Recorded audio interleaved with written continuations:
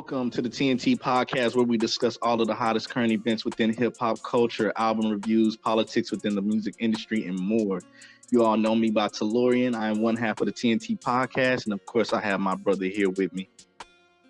Yes, sir. My name is Timothy. I'm the other half of the TNT podcast, and we're here with the shits. We are bringing unbiased, unfiltered, honest conversations about hip hop and the culture. So if you're sensitive about your favorite artist or public figure, go on ahead to the next podcast, but you can still follow us though. Just remember, these are our opinions, and we are only speaking on behalf of us. Thank you all for tuning in. All social media platforms will be in the description for each and every episode, so don't forget to like, follow, subscribe, and all that good stuff. Peace and love.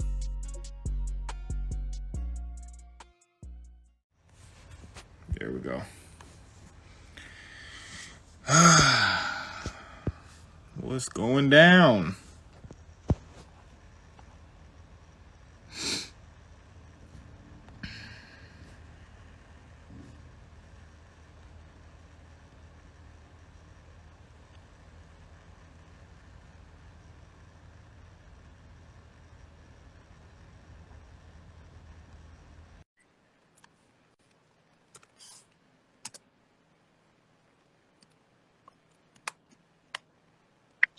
See?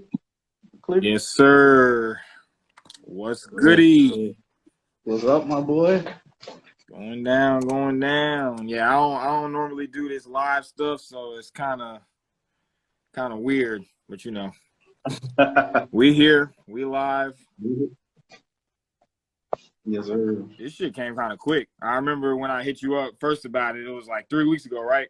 And I was like, we got to do a live with this for this Kendrick album, and this shit came quick, man. I know, bro. I know. Pulling up this track list here, because I can't remember. I done listened to this album so many times, but I got to pull up the track list because I can't remember all the names of the songs. But let me pull that up. Oh, can you hear me? I think we lost Tellurian.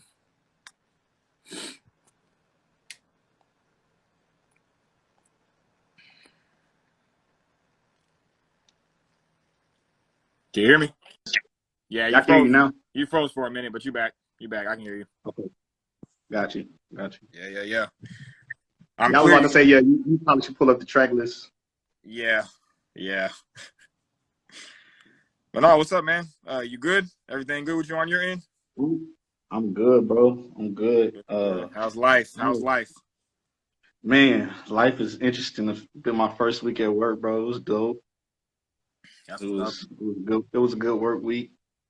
Just started the new job. That's what's up. I think you froze again.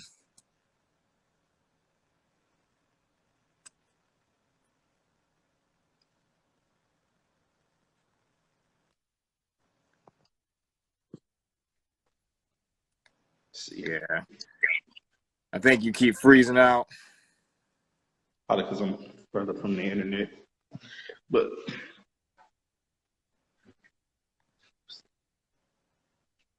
you see me good? Yeah, I can see you. Okay, bet. But so yeah, you just said first day at work and everything else been all right? Yeah, man. I started work Monday, and it's been good, bro. Been chilling. I've really just been chilling, honestly. Yeah. What about I you? feel you. Same here. Just been chilling. I'm blessed. You know, you start saying I'm blessed. You know, just working and you know, just trying to make it. Chill, I feel that, bro. I feel that. Yeah. Yeah, man. Just allowing some time. Yeah, I'm just allowing a little bit of time for some people to. Can you hear me? Can you hear me? Yeah, it was kind of dragging. It's like you're a little distorted. Oh, it sounded like I was dragging. Yeah, you're distorted. Oh. Yeah, like there's a little bit of lag. Yeah, it sounded like it was a lag on your side too. It might be my internet. Might be tripping. It's probably, I don't know. Who knows? Because I have Spectrum. You know, Spectrum is trash. So I don't know.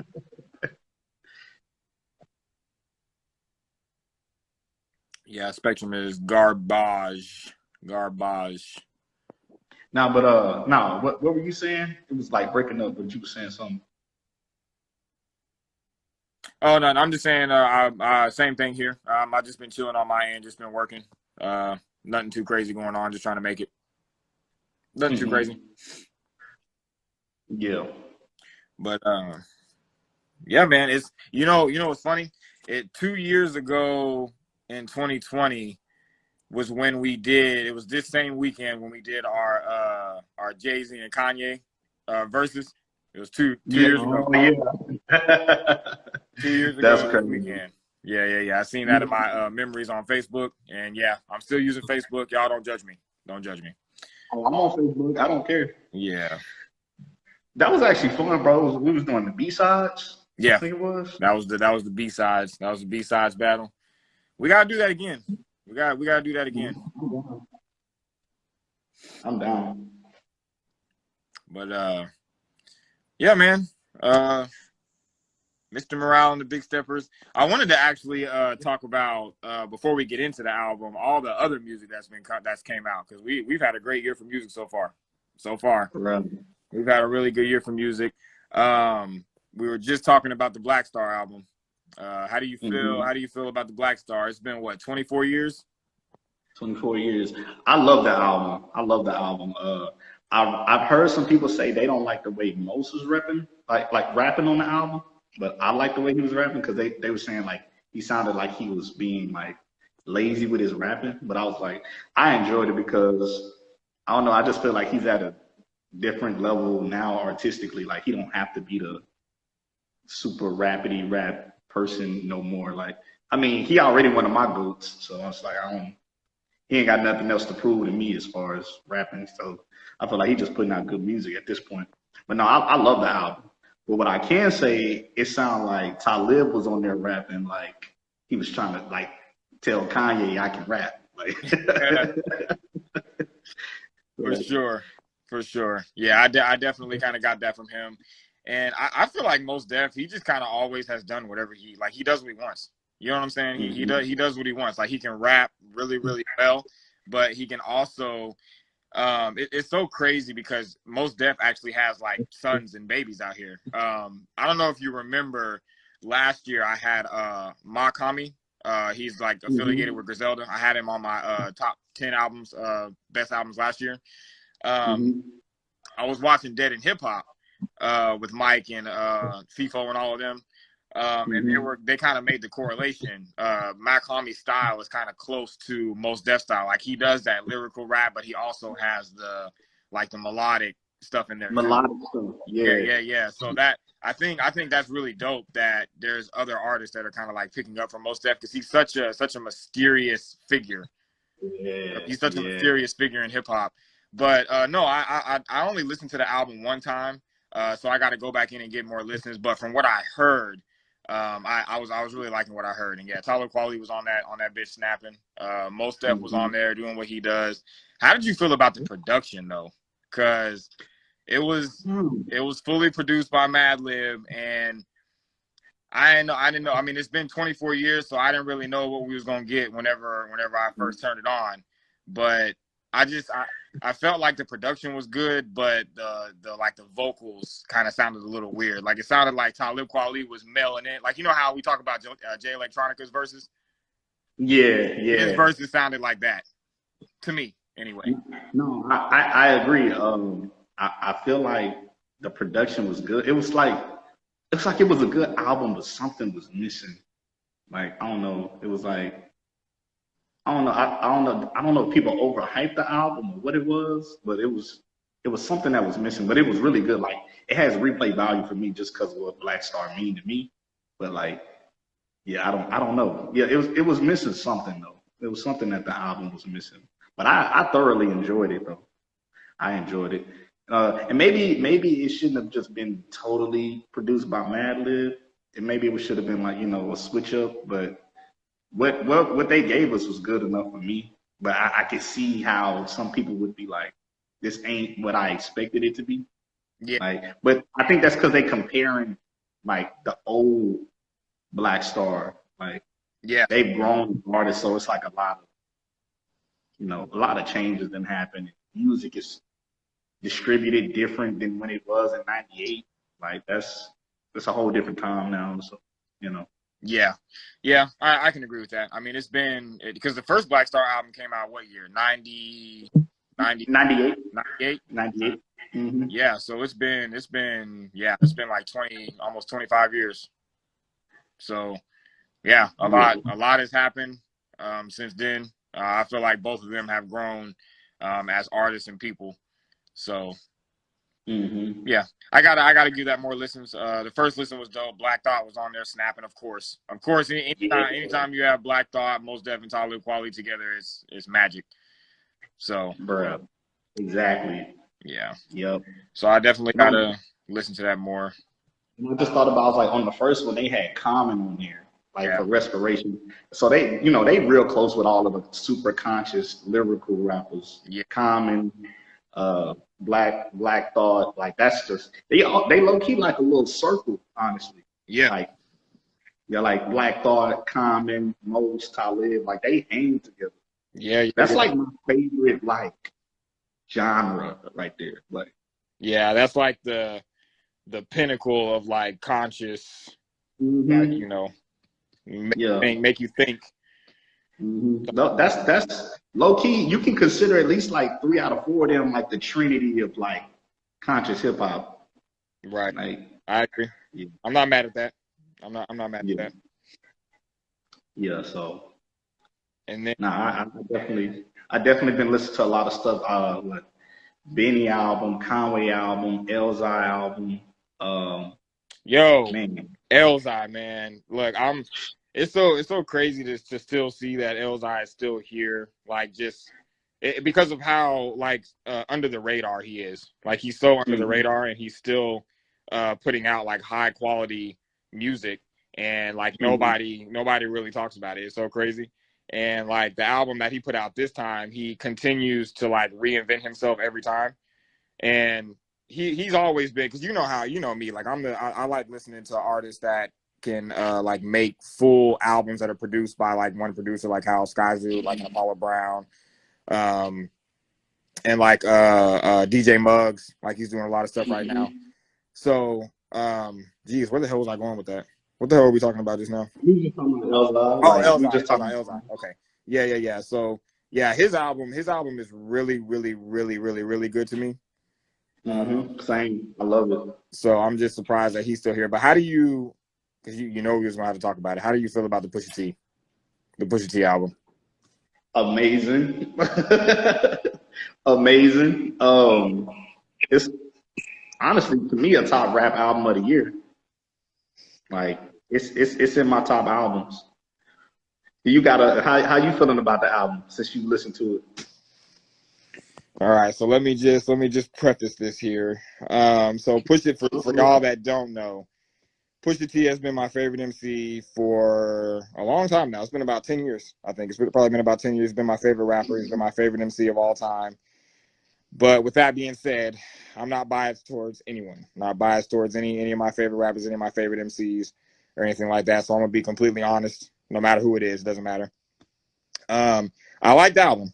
I think the album is good. It does have replay value. I still listen to it, and it's Pusha T. I mean, of course, I'm gonna listen to whatever Pusha T releases. But one thing that I will say about this album is it was a little too like light. Like the production, just the production. Like I think Pusha T is rapping like Pusha T normally does, but just the production on it kind of threw me off a bit. And I think I was expecting something different since he brought 2 aliens together to produce an album together. And I think like a lot of the album was just a little bit too light for me, and I'm more of that dark. Like I like the Darkest Before Dawn album. I can understand that. I can understand that because even what's the Diet Coke single. Yeah.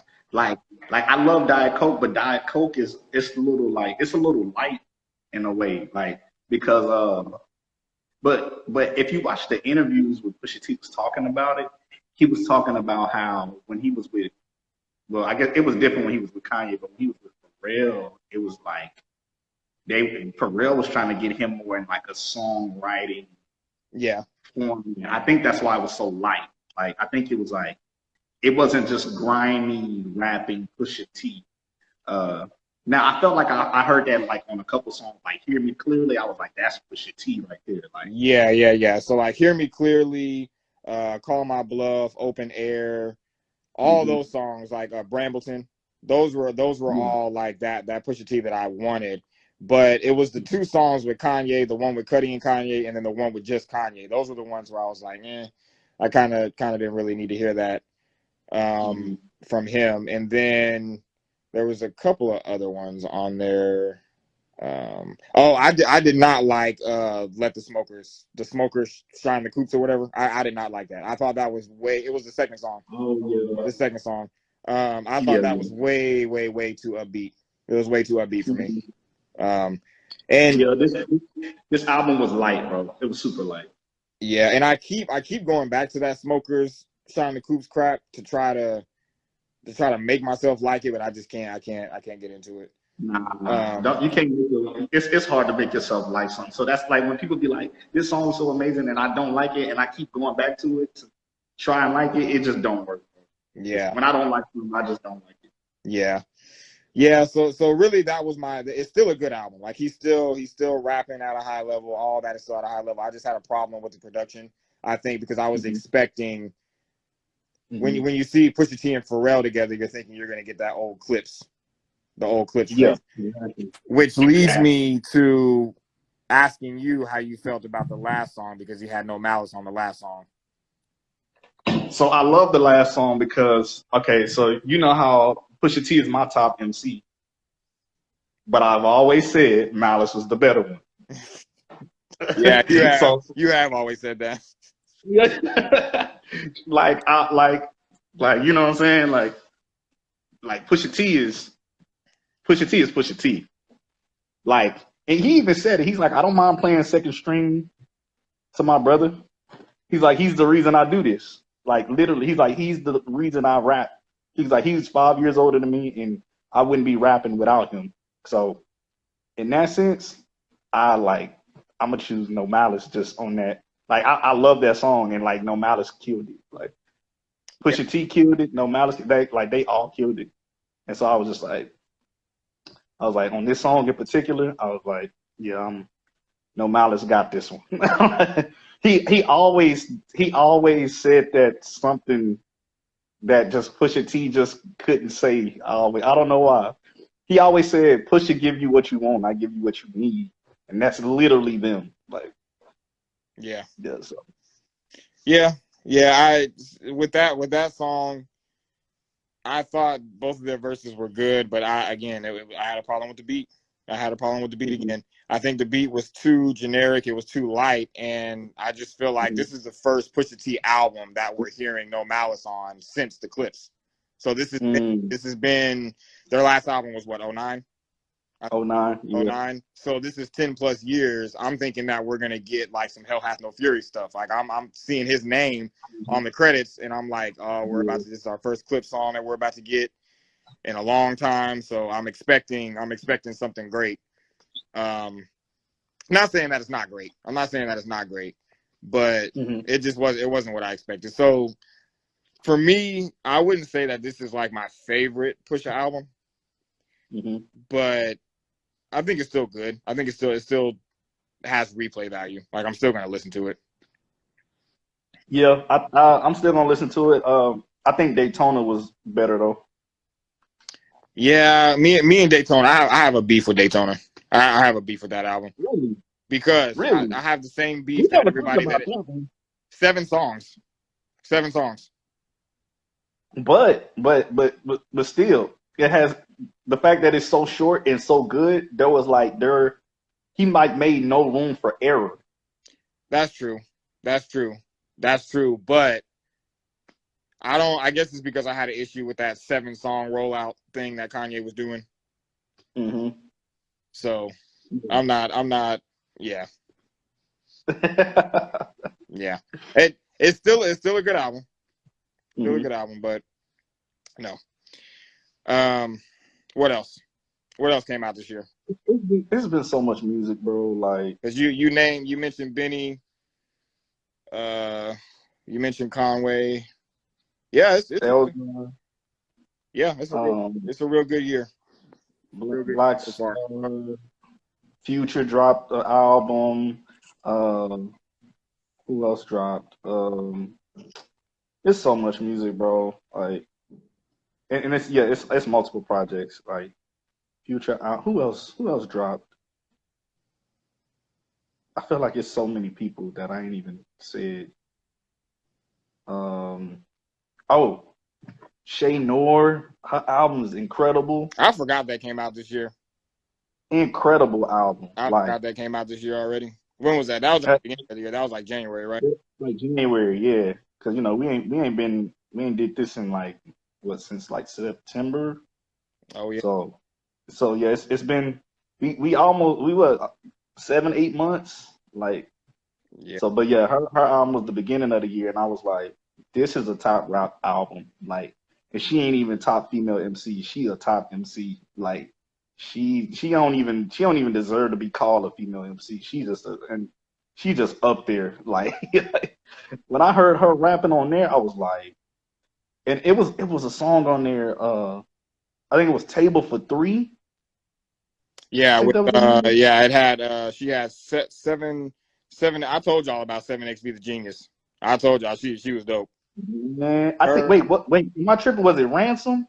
So who was on that song? I think Table for Three. Oh, you know what? Table for Three is with Ransom and that's with Ransom and Rome Streets, right? Yeah. Or no, it's not Rome Streets. It's 38 Special. 38 Special. I'm sorry. Yeah, 38 Special. Yeah. 38 Special. And when I heard that, and I heard her rapping level with like them, and I was like, oh, she cold. Like, yeah, she's a part of that collective. They're all in a group together. She almost give me like a Griselda feel. She give me like a Griselda feel, and like she in that realm of hip hop. Like, it's grimy, but she a woman. She killed that, bro. She's from Buffalo. She's from Buffalo. That makes so much sense. I didn't even know where she was from, but that makes a lot of sense now. Yep, she's from the same place as Griselda. Same place. Bro, I didn't even know that, but she gives me that same grimy feeling when she raps. So that makes so much sense now. Yeah, she's working. She's supposed to be coming out with another, because she also does beats too. She be producing for too. So she's supposed to be dropping, I think, a beat tape pretty soon before the year's over. So I'll be looking forward to that. And then we got Joey. We got Joey Badass finally. How you feel about that? I told you he was gonna drop something. Remember, I told you some episodes ago. I was like, he gonna drop something, and he was like, I don't know, man. He's like, he getting deep into this. I was like, I'm telling you, he gonna drop some music. I was like, we not gonna get it often, but we gonna get it. We not gonna get it often. It's been 5 years for him too, right? His came out right after Damn, I think. Yeah, right after Damn came. I think so. Yep. And it's supposed to be the sequel to the mixtape. So you already know I'm having the high expectations for that. Bro, he got a spaz on this thing. Like, that's some pressure, because that mixtape, that's a legit classic mixtape. Like, it's so classic, like you can almost consider it like album wise. That's how good it is. Like, yeah, I'll have to agree with you on that. That's a 1999 is a classic mixtape. Yeah. So I agree with that. Yeah, so bro, yeah, who else has came out with music? I feel like there's so many people like I'm not even thinking of that I know, like on the R&B side, I know Sid dropped. Oh, Earl dropped. Yeah. I love Earl's album. I'm always looking forward to an Earl album. I don't know why. It's just I'm always looking forward when he drops something. Yeah. It's so much good. Sid's album is really, really good. She got some joints. She got some joints on that album. I had it was some songs on there that was low key giving me an Aaliyah feel, and I was like, "Ooh, I kind of like this." Like, there was a couple songs I was like, "Okay, Sid is in her bag on this album." It's funny you said that because I always kind of got that sound from her, that Aaliyah sound. Yeah. I think it's like her high pitched voice with the metal. That's what it is. I think that's what it is. So yeah, I can definitely see that. And then yeah, Earl dropped the album.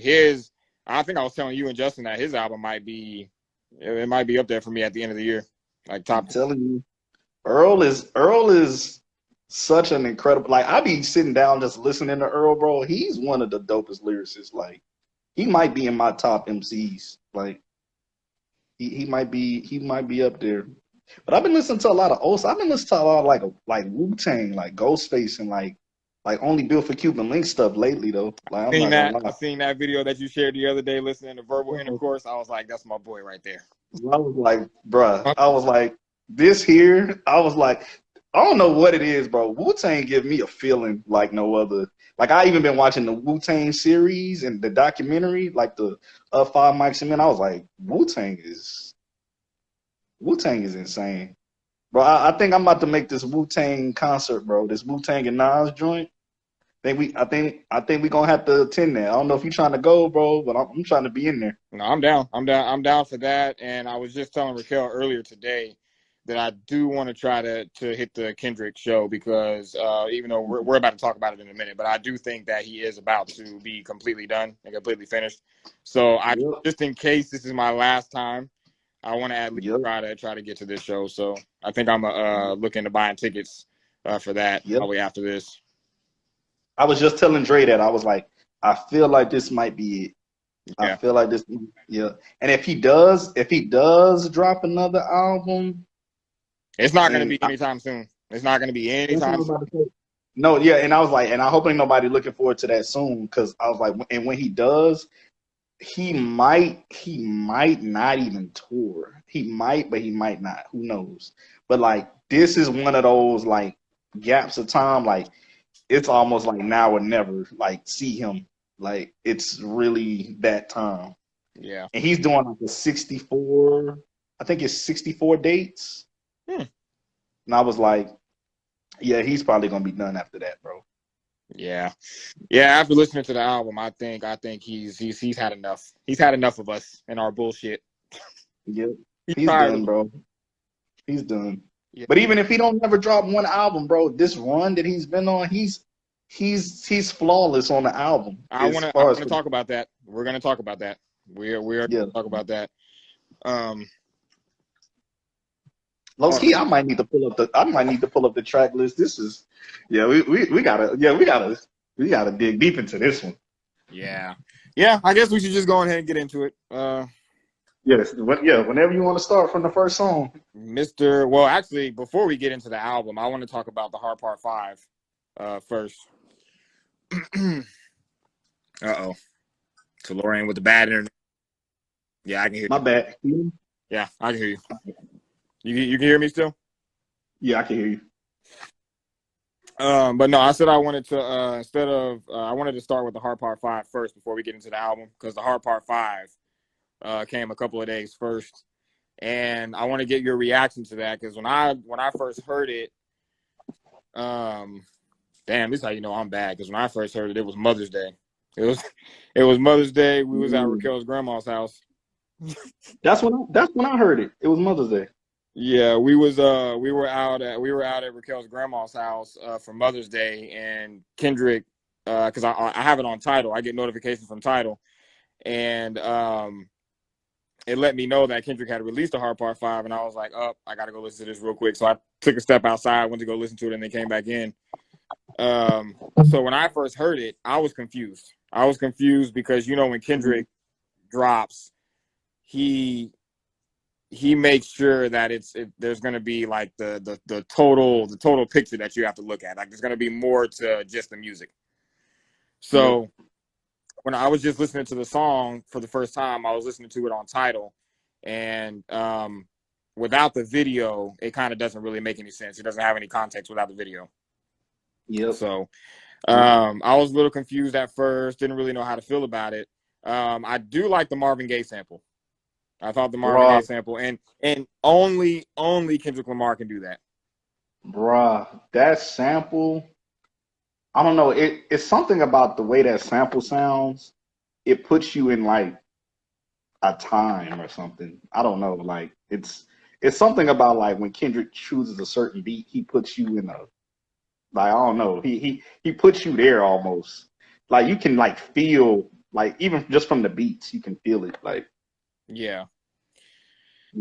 yeah. So after that, I finally sat down and I watched the video, and man, this guy's great. This guy's great. Kendrick is great. It's great, man. Bro, I'm not. This is how I feel. From this project that he didn't drop, bro, he getting in that realm of Kanye in artistry. He the way he's doing like with his music now, like this album. That's why I'll be saying like when we talk about like rappers that can out rap them, I'd be like when I say out rap them, I mean in the sense of like they on a lyrical miracle type rapping. But I was like Kendrick don't have to out rap everybody because it's like the concepts, it's like the stuff he's talking about, it's like the content he putting out. That's what I mean when I say like he's going above rapping. He's going into like the artistry realm of not just rapping. He's like collectively putting amazing music together without it having to be like it don't have to be like insane bars. It could just him be just talking about personal things, and I'm like he's getting in that realm like of artistry, like it's high up, like and that I don't know. Not saying he is Kanye, but he's close. It's like he's like under Kanye, like not that far. As far as his artistry, he's getting there. Yeah, I have no clue what happened. Me either. Raquel, hi. We should add her in here too. No, honestly, I was thinking about that. I was like, it'd be dope if we can add somebody in here to talk about it. Yeah, no. If anybody comes on and they want to talk about it, they can. I'm cool with that. I think we had like 4 or 5 people in here. I think. Damn. Yeah, that's like some new features. I think they didn't add on here. Nice. But yeah, man. What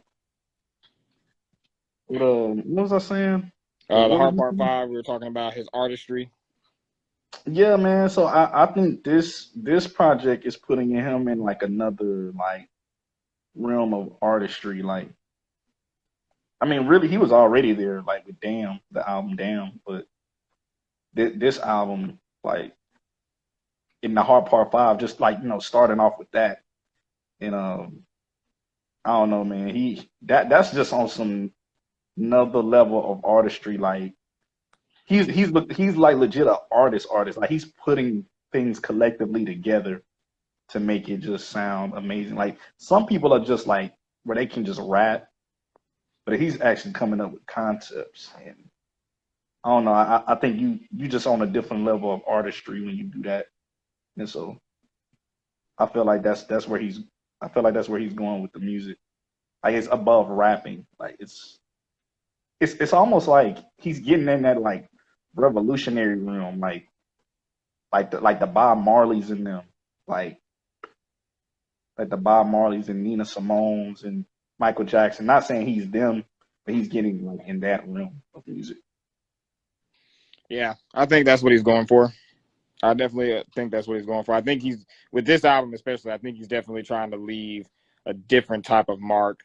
And he did say it throughout the album several times that he's not, he definitely doesn't care about giving some big commercial, big budgeted album to us. So, and I definitely got the sense of that throughout this album. And with the Hard Part 5, I was a little confused at first, like I said, with everything that he was talking about.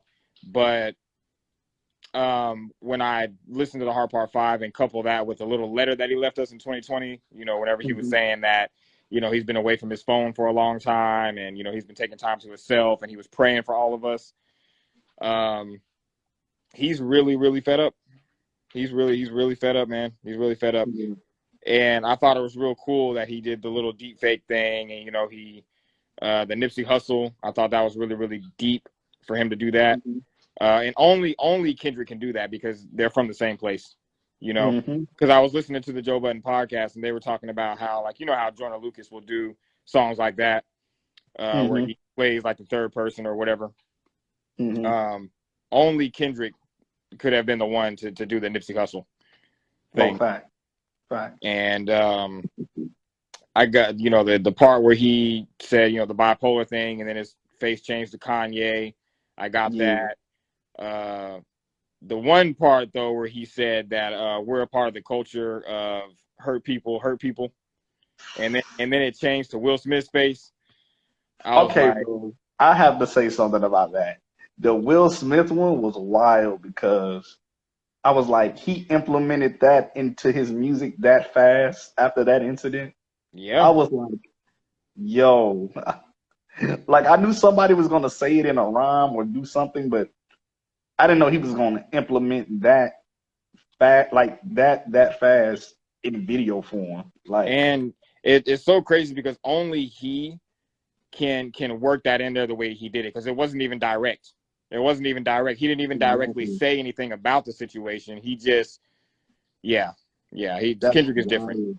Kendrick is different. Wild. Like, that's what I'm saying. His mind is on a different level of artistry where he don't have to be like the most rapidy rap nigga. Like, his artistry is like, he's like above like rapping. Like, it's like it ain't even in the realm of rap no more. It's rapping, but it's like his artistry is just next level now. Like, it's wild. Like, his evolution as an artist is probably one of the greatest. Like, I truly believe that, because if we look back at Section 80, I'm not counting any of the mixtapes or anything like that. If we go back to Section 80 and we do Section 80, Good Kid, Mad City, To Pimp a Butterfly, Damn, and then this has got to be one of the most unprecedented, greatest. Like, he's been so consistent since the beginning. Yep. And he's only gotten better as a lyricist, as a rapper, as an artist. And it's crazy, bro. It's crazy. It's crazy to see that. So the Hard Part 5, I was blown away. I just recently saw where he added it to the album. So he added it as a third. Yeah, it's the last song. It's the last song. Because I like how he did that.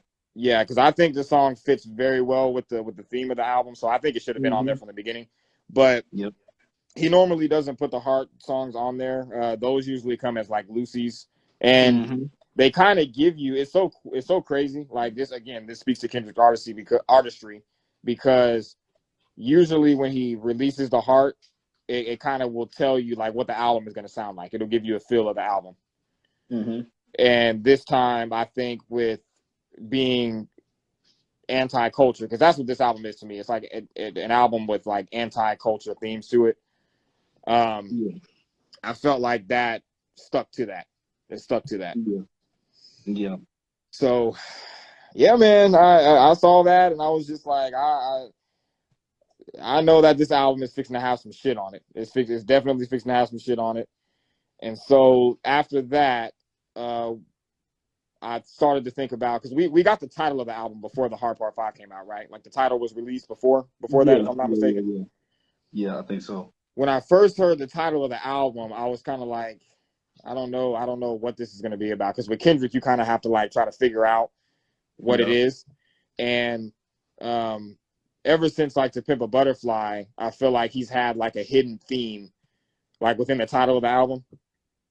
And so this one, I was a little confused with it in the beginning, but once you turn the album on and you look at the message that he left, you look at the album cover, you look at all of that together, you can kind of get an understanding of this album. So what did you think about the album cover? I love the album cover. I like the album cover too. Yeah, I like it too. And I remember I sent a message to y'all in the group chat where I said it's giving me Malcolm X vibes. Yeah, bro. Yes, that looks exactly like one of the pictures with Malcolm X like had his kid, had his wife in the picture and his kids in the picture. I don't know if he was like, I think he was like reading them, like reading to all of them. But it Yeah. was giving me that whole vibe, like that Malcolm X vibe, like because I always saw like pictures of like Malcolm with like a gun, and I saw that he like Kendrick has a gun in like his waist, Yeah. in the picture, and I'm like, yeah, this is giving me a whole like Malcolm X vibe right now. And Yeah. he taught his kids, bro. It's crazy. Yeah, there was plenty different takeaways that I got from the album cover, and I also put together some theories. Hmm.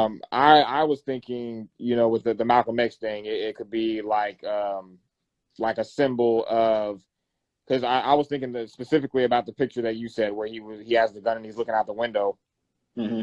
and it's like by any means necessary. So I was thinking Hmm. about it like maybe it's him saying like I'm going to protect my black family Family, by yeah, any means necessary. necessary, yeah. Yeah, and then I Yeah. also thought it was really dope how this is the first time that we're learning that he has more than one child. Yo, He never said anything you're about that. right. We only You're knew, right. yeah, yeah, and that's so dope to me because it's like he's the only person that he doesn't play the game. He doesn't play the game. Like he's gonna let us know what's going on in his life whenever he's ready to let us know. I like that. And that's as it should be. That's how it That should always be. As it should be, as it should be. So yeah, we learned that he has two children, and I was trying to figure out like what could be. So this is before listening to the album. I was trying to figure out what could be the symbol of the crown, like the thorns, the Hmm. thorns like that Jesus had on his head. And of course, I didn't put that together until after listening to the album. But Hmm. now I realize it's because he's talking a lot about I like us as fans like idolizing artists Yep. and all that kind of stuff, famous people. I am not your savior. That's I bro. am not your savior. He kept saying that. He said J. Cole. He said they names. Like, Yeah, yeah, we not your saviors because that's what I've been saying that to people lately. I'm like, y'all really be worshiping celebrities, bro. Like it be on some worship. Like I love celebrities because they people. Like I got people all throughout my life, like you my brother. Like I love you. Like I love like my family. Like and I was like, I can understand. Like I love Kendrick. Like I almost love Kendrick. Like I know him, but I'm like, there's a difference between like loving people and then getting to like worship status.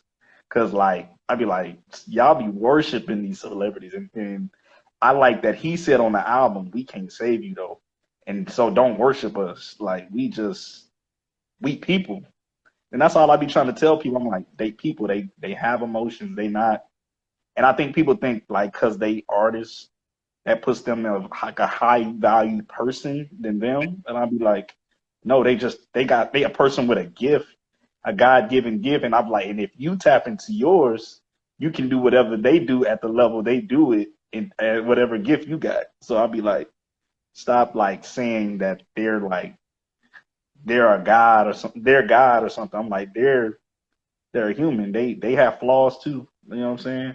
I was like, and like I say, I love artists. This is what we do. We talk about music. We talk about people.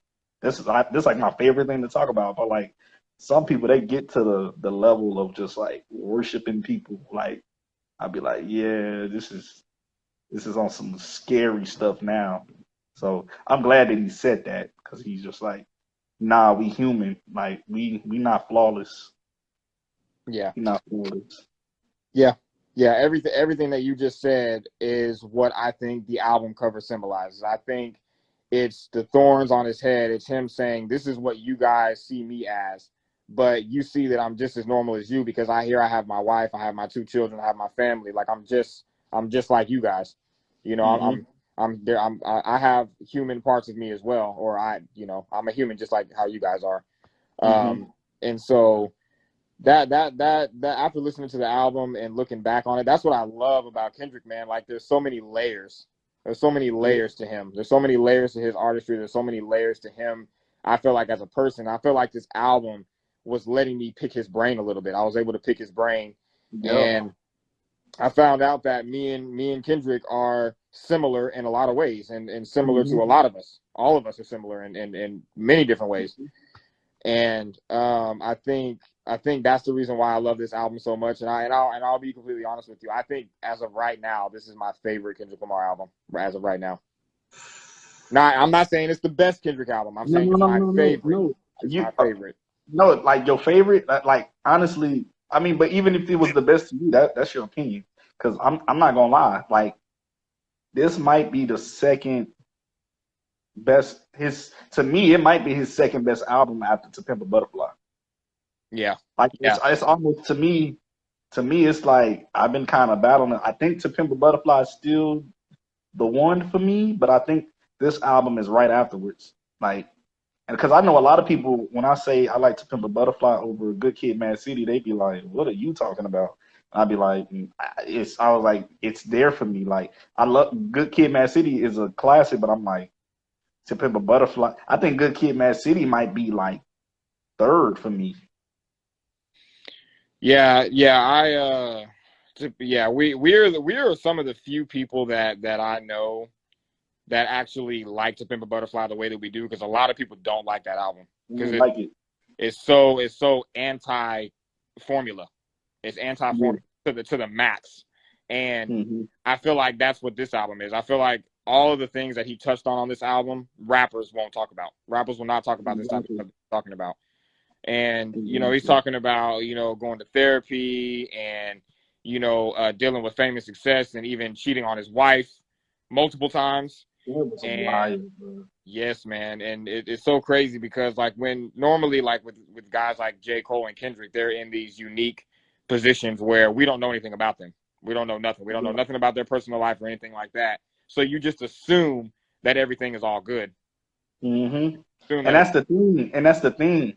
We gotta stop assuming just because they famous, it's all good. It's like, nah, bro, they just got fame. And more, they got fame and more money. Well, some people got more fame than money. But like, yeah, it's like more fame on them, more money, and like money can fix a lot, but it don't fix all the problems. It don't fix the internal problems. Right.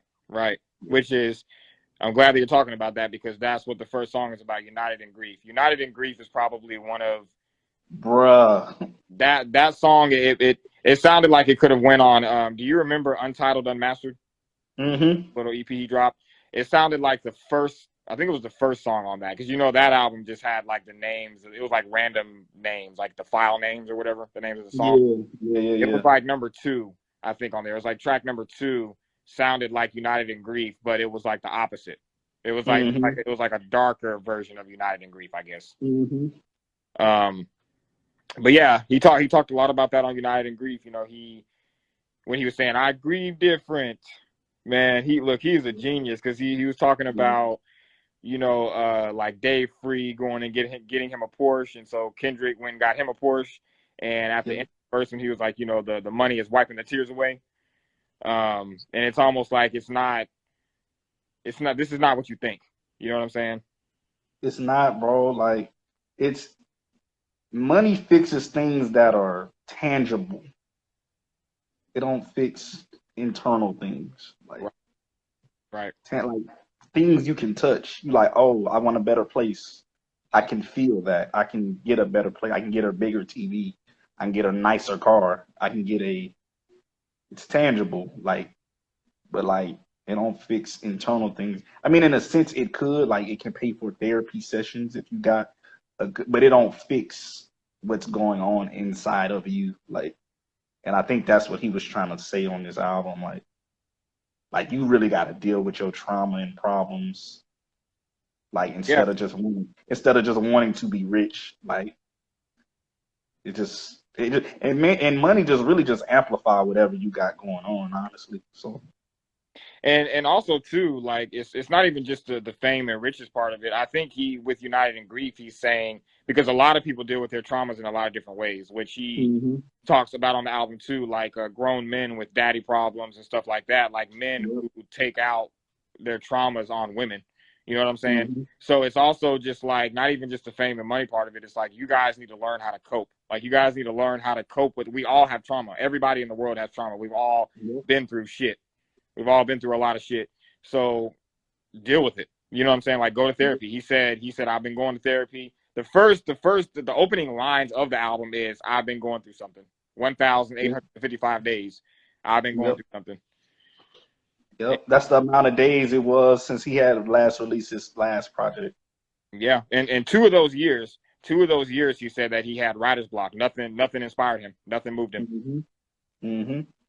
Yep. And I honestly believe that I was like, everybody's like, where's the album? Blah, blah, blah. I was like, he probably had writer's block for like a while, to where he went days without writing nothing, like nothing. I think he went years without writing anything. Here's what Yeah, I think. years. Yeah. I think after Damn came out, and the level of success that album had, because that album was highly successful. Mm-hmm. I think after that, that's what maybe, I think because there were signs, and he had records on To Pimp a Butterfly where he spoke to his depression, so we kind of already knew that he was going through depression around that time.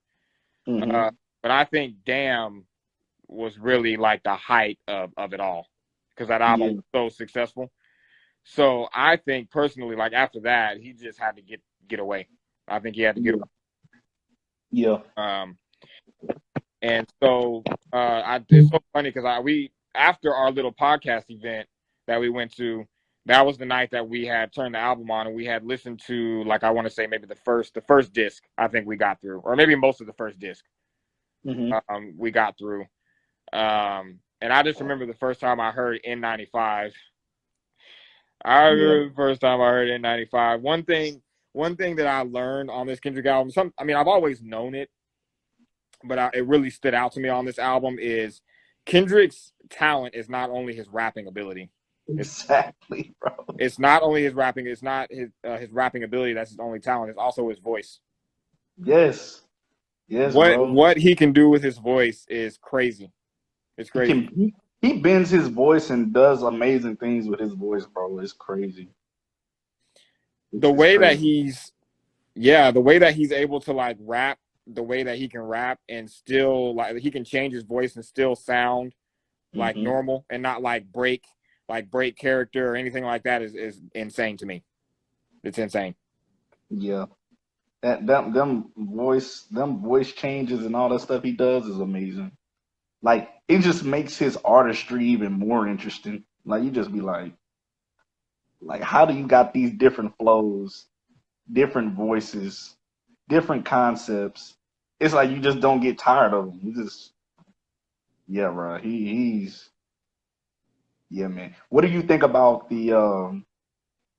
Because I heard some people was like, 5 years. This wasn't worth the wait. I read, you know how Twitter is. Yeah, Twitter. Kendrick Lamar. Bro, I saw that everywhere, bro. I told you. Bro, I told you. I saw that everywhere. I was like, Kendrick Lamar. I was like, bro, no chill. So people was like, this album. They was like, this wasn't worth no 5-year wait. Like, what, 5 years for this? And then it's always gonna be. And then I was watching some of his Rick Rubin interview, and he was talking about how he's like, I don't care if people don't like it or not. He's like, just know this, when I drop music, it's from a real place. So he know it's gonna be people that don't like the album. Like, he knew that would happen. That's just inevitable, honestly. But he's like, just know I'm giving you what my life really is. I'm like, and that's why I can appreciate it. So I respect it if somebody say they don't like it, but I was like, I know that he's coming from a real place regardless. Like, it's genuine, all of that. So, but I loved it. And people also had something to say about the sales of the album. Like, I don't pay attention to all that. Honestly, going into this album, I tried to block everything out. I tried to block all opinions out. I tried to block everything, sales, everything out, because I don't necessarily care about any of that. Like, the sales I don't give a damn about album sales. That doesn't matter to me. I don't either. Him being gone for 5 years, me and you talk about this all the time. Like, we talk about it, I would rather him be gone for a long time and give us an album like this rather than give us this new age ADHD, every single song is like fucking like 1 minute and 30 seconds. I would rather get a full body of work. Yeah. Give us a full body of work, like good music, something that you put your heart into, your mind, your soul into, like, and you put on wax, and now we can hear it. Like, yeah, just I rather it be that than on something you just threw together. And Yeah. Now what you with think that, about Kodak? What you think about Kodak on the album? I love it. I love it. I love that he put Kodak on the album. I was confused with that at first too, but I really like Silent Hill. That's a really good song. But Hmm. once you kind of put the Kodak thing together with the Hard Part 5, it makes sense. Hmm. Like whenever he's saying, "I am all of you," like I am all of you. Like we all, like on N95, whenever he says, "What the fuck is cancel culture?" Yeah. That's I probably was one of just my. about to say that because I've heard a lot of things about Kodak, and they canceled or quote unquote canceled him for it. But I think he did that on purpose to say, I mean, I put Kodak on the album, y'all canceled him pretty much. So it's like I'm gonna put somebody on my album that y'all canceled. So really, cancel culture don't exist because then what, y'all gonna cancel me, huh? Because he on the album. Right. So it's like you either rock with me or you just don't rock with me. Right. Right. Yes. That's exactly why I think you did that. I think you put Kodak Black on there for that exact reason. And Mm-hmm. yes, and it would have been real cool if he would have did a deep fake Kodak blackface in the Hard Part 5 video, because Kodak, like you said, has been canceled. I think he had like a couple of sexual assault cases, and Yeah. he's I've been heard at, that too. yeah, he's been in and out of jail. So yeah, I like that Kodak Black is on the album, and I like Silent Hill. It's a really good song. Yeah, man. He just brings the best out of people. Like just like I was talking about, like with Kanye. On Donda, Kanye had people sounding like lyricists, like Yachty, and I was like, oh, it's something about when an artist get with Kanye or like Kendrick, they want to just be their best self or something like rap wise. It's like they go to another level, and I'd be like, I didn't know you had that in you. It was like I figured you had it in you, but they really brought it out of you. Like, Yeah, yeah, yeah. Kendrick is that he's getting there, and I'm glad we're talking about this because it's been how long now? Section 80 came out what 2011? I want to say 2011, I think. Yeah. 2011. So he's an elder statesman in the game right now, and Yep. like I said, he's had an unprecedented run. So I think it's time to start having those conversations. I already think that Kendrick Lamar is one of the greatest of all time. Yeah. But as far as artistry goes, like where are we placing him? Because he has given us art at the highest level Exactly. every single time. He's delivered every single time, every time. Yep. Absolutely. Absolutely. So yeah, as I said, his artistry is like above rapping at this point. Like we know he can rap. It's just like it's past that now. Like even just hearing that beat on the Heart Part 5 was like I was like, yeah, his artistry is I don't know. I was like he on another level. Like just the sound of this beat with his voice, it's like his artistry is different. Yeah, not a lot of people can do the Marvin Gaye thing. Not a lot of people can make that happen. Only Kendrick. Only Kendrick Man, that happen. Um, but yeah, yeah, man. man. N95. I really liked N95. I like the video to it too. The Oh video. yeah, the video's hard. That Yeah, video's hard. Kendrick, and that's another thing, man. That's another thing. Like Visuals, all of his videos are on point. All of them. visuals. Man, I low key wish he could put a film with this joint. Man, yeah. He's getting ready to do that We Cry Together video. I seen that. I How do you saw feel it. about that song? All I could think about is because what did they say at the beginning? This is what America sounds like to me, or what did they say? This is what Yeah, I think it was like this is what oh, you know what? I think it was whenever they said this is how we conceptualize humans, or this is how we conceptualize society, or something like that. Or yeah. maybe that was a different song. Maybe that was a different. Um yeah, but it was something he said at the beginning. Uh And I was like, dang. And then once they got into like the argument, I was like, this sound like them like hood relationships, like Jody Beck type relationships. And like I was like, yeah, this is dope right here. But it's like so real. Like this is really like happening somewhere on the planet, like in multiple places. And I was just like, this is what it sounds like. And then when I heard it, I was just like, yeah, I don't ever want nothing like this ever. Like I was like, I don't want to experience nothing like this in my life. I can agree with you on that because so let me just say I love the song and I love the exchange and I think that they did it perfectly. I think they did it perfectly how they did each of their verses and I think that both men and women can take something away from the song. Mm-hmm. But this is not a song that I'm ever going to return to because I can't relate to it. I can't relate to this at all. Yeah, that's how I feel. I was like, it's cool. Like she's on the tour. She's gonna be on the tour with him. So I'm excited to see how it's gonna be like reenacted on stage. Yeah, Like I do want to see that just because I want to see just a visual. Like we're about to get a video and she's on tour with him. Like Baby King and her is on and Taylor Page is on tour with Kendrick. So I know that's gonna be like a big moment when they do that live. yeah, But like I'm just wondering, like I'm just like besides that, it's not a song that I would just be like turn that one on right. because it's just I can't really relate to it. Not saying I don't enjoy stuff I don't relate to, but it's like that's just one of those songs like you It's know what I'm saying? it's heavy. That's a heavy song. It's a lot was said, and Yeah. I think I love Kendrick so much because he has such a connection with Tupac.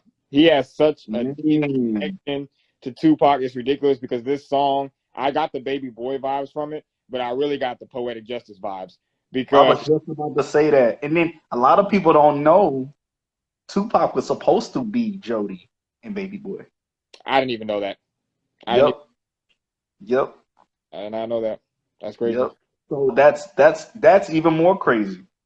If that's Yeah, what that sounded like, and then Tupac was supposed to be Jody and Baby Boy, but like that was they said that was a script that was like ready for like Tupac, but it was like after he died, like it was like they gotta find somebody else.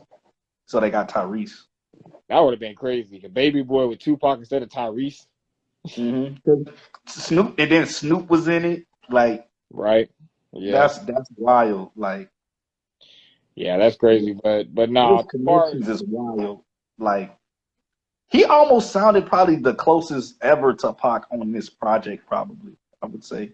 Just in the sense of like the vulnerability and like how personal he got. yeah, and there's a lot of insightfulness on here as well. Mm-hmm. Yeah, definitely with the personal stuff because he took it all the way left just to show us how relatable he can be. And I think that's the Mm-hmm. reason why I love this album so much because there's so many things on this album that I can relate to, so many things that I've been through that we've all been through. We've all been through all of these things, just it may be different for all of us. And that's what all of these things that he's talking about on this album is what makes us human. So what makes us human. Mm-hmm. And just real quick though, finishing up the We Cry Together, what gave me the Poetic Justice vibes is my favorite scene in that movie is when he kicks Janet Jackson out of the van, out of the mail van. Oh And, man. yeah, they keep saying like fuck you, fuck you, fuck you, like over again to each over and over and over again to each other. That was legit how they were saying it to each other. Yes. As soon as I heard, because Poetic Justice, that's one of my favorite movies of all time. And That's probably my favorite Tupac movie. That and Juice. yeah, that's two classics, Juice and yeah, definitely Poetic Justice. But yeah, as soon as I heard that, I was like, man, Kendrick is he has such an attachment to Tupac, and Yeah, man. it makes sense because they're right around the way. So Like, have you ever heard about the To Pimp a Butterfly thing? the theory, yeah, I heard about that. That's why I was saying like when it comes to his album covers and titles, there's always something in it. There's always something in it. Even with Damn, like when you go back and he released the deluxe version of the album where it was like the collector's edition of the album and it was all the songs, it was backwards because the story was backwards. You had to Mm-hmm. place the track list backwards. So yeah, I picked that up, man. That's crazy. And then even they said like on To Pimp a Butterfly, they said I heard, I don't know how true it is, but I heard it was supposed to be To Pimp a Caterpillar, Yeah. which comes out to be Tupac. Yep. And I was just like, yo, that's wild. Yep. I remember hearing about that too. Yeah, man, that's his connection with Tupac is wild. And That's you know, another thing, another kind of thing that I thought was interesting too, because there was a meme that came out where it's talking about how like right now Kendrick and Drake are really getting to like the nitty gritty of that type of rap, like needing about like mental health and therapy. And it was trending on Twitter, and people started bringing up Joe Budden. And Joe Budden did talk about this a lot throughout his career, throughout his rap career. But when I think about it, I immediately think of DMX. DMX. Right? He was always talking about that. Yeah, DMX was always he was that vulnerable, nitty, like gritty gangster. Like, you know what I'm saying? And I got that feeling throughout this album, and it really made me feel like that because I remember watching an interview not too long ago where Kendrick said that one of his favorite albums of all time is It's Dark and Hell is Hot. So he has a connection with DMX as well. So yeah, like Kendrick throughout his entire career, and because you know me, you Justin, y'all know what type of rap I like listening to. I like introspection. I like stories. I like to get inside of your psyche. I want to know this album. You like concepts. You like introspective rap. You like tell me, and then you like storytelling. Yes, I know you like all of that. You like, of course, you like bar hip hop, but you want like concept rap, personal rap. Like you want what's going on, like, and then even if that person not talking about them in particular, it's almost kind of like the Sky Zoo album when he was talking about like gentrification and stuff like that. Like give me a whole perspective on your like thoughts about gentrification. Like, but that's so introspective still. Like it's wild. Yes. Yeah. And I see why you love Ghostface. Ghostface is a GOAT, bro. Fam, like when I saw Ghostface on this album, I was like, Kendrick did this for me. He did this for me. Bruh.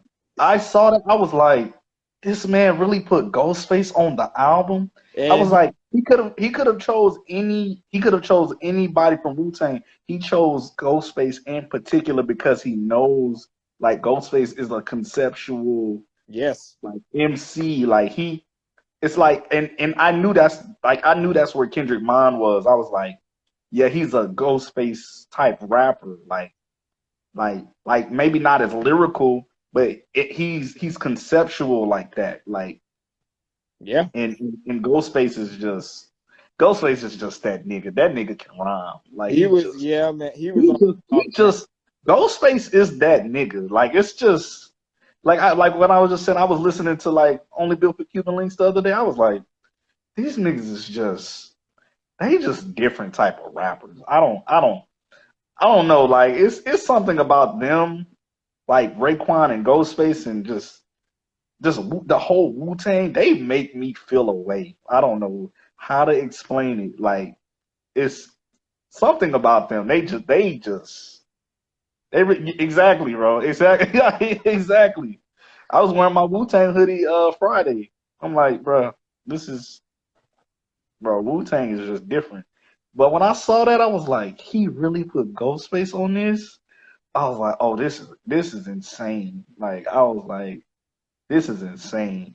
Never in a million years did I think I would see Kendrick Lamar, Summer Walker, and Ghostface on a song together. Never. I never would have thought that. Incredible, bro. Like that's insane, bro. Never would have thought that. And listen, Ghostface was on there doing what only Ghostface knows how to do, talking his God Cypher design shit. Bruh. God Cypher divine.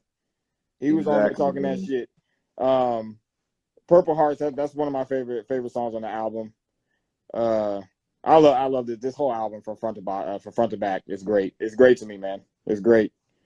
How did you feel about the Worldwide Steppers when he was talking about all of us have like murder, like we're all murderers. We all like have murdered something or someone at some point. Oh, he was like, I'm a killer, she's a killer, we's a killer. Yeah, Yeah, walking zombies trying to scratch that itch. yeah. Um, dang, in a way, he's kind of right. Like, Because the part that got me when he said, what did he say? He said, I all the women that I've dealt with, I've made them feel less confident. I killed their confidence. I've killed their confidence. And then, bruh. like at the end, so if you think about it that way, it's like damn. And then at the end, when the last line, when he said, the person that goes to work and prays, like the good person that goes to work and prays, you're a killer too, but yours is just a little bit slower. I was trying to put that together to figure out what exactly he meant by that, but I don't really know. Say that again. Say that again. So to the last line of the song, he says, the noble person that goes to work and prays, you're a killer too.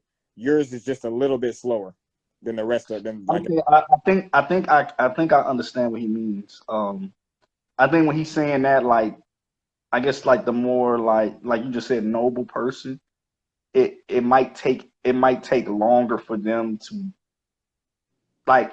I think when he says we're all killers, it's like anybody in the world is like. I guess that's a more so like leaning on God thing and not your own mind, because it's like I don't think we can do anything of ourselves.